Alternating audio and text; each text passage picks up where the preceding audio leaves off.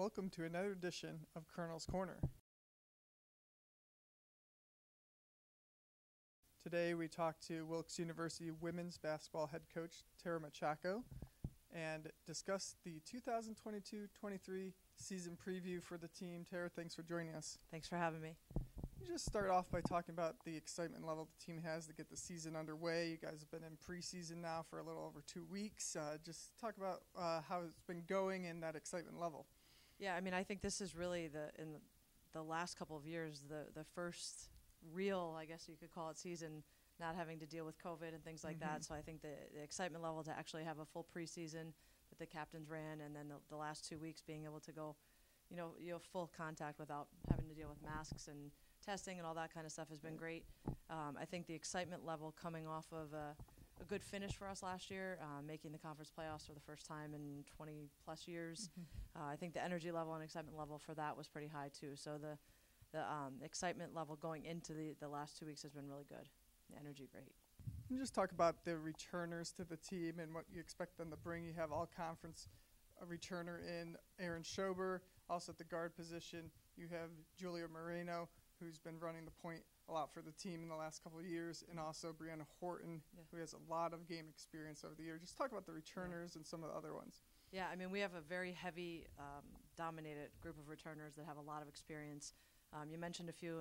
Aaron Schober at 6'2", 6'3" maybe we list her at, but she's very dominant size-wise inside.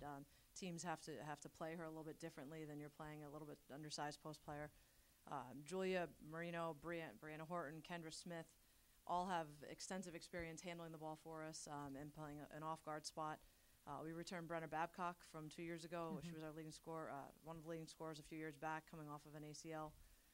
Ariel Reed coming back as well off of an ACL injury. And the rest of that group got some valuable experience last year. So those 10 really, the first couple weeks have done a great job of leading the younger group that we have coming in. So yeah, we're going to rely heavily on that experience to help carry us through, especially the beginning part of the season. Then you also add to that returning mix the newcomers to the team. You add 6 first-year student athletes. What's your excitement level for that group? They are fast, I'll tell you. It is a very athletic group that we brought in. We're really excited about them. A couple of local players, too, in Nadia Ivanowski from Dallas, Reagan Holden from Wilkes-Barre area, Brandy Varner, who we'll get later in the second semester. She's coming off of an injury.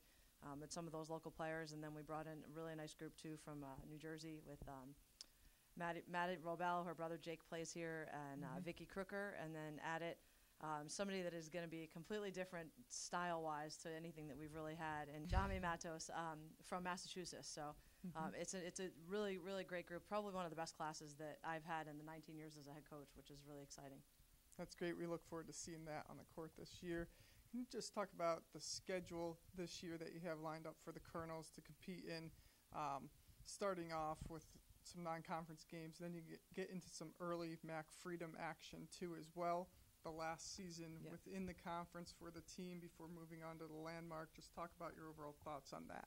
Well, we have a pretty difficult non-conference schedule, especially bringing in, our first home game right now will be Gwynedd Mercy, which plays a really crazy style. They used to play that Grinnell style, the 5 in, 5 out every couple minutes. So you never know what to expect from them coming in here.